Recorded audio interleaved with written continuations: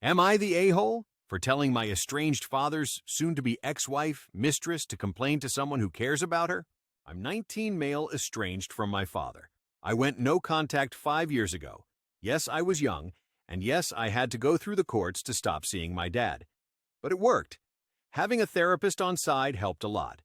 Once the decision was given to me, I chose not to see or speak to him again, and I have stood by my decision.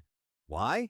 My dad cheated on my mom, had a few women he cheated with, but one in particular was like a regular mistress.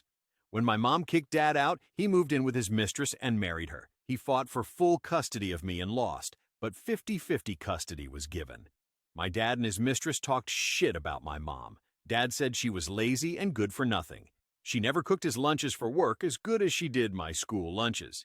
He told me she had an issue with him wanting to go out most nights and that she sucked the fun out of life, as well as calling her a cheap and other stuff.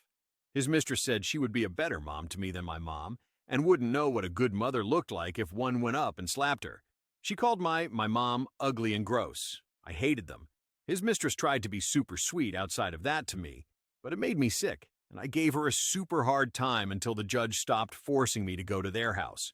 After I stopped going to Dad's house, Mom got sick. She died 2 years ago.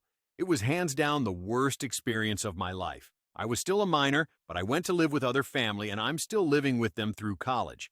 A few weeks ago, my dad's mistress contacted me on social media and told me she had filed for divorce because my dad had cheated on her and given her STDs and that he let one of them attack her.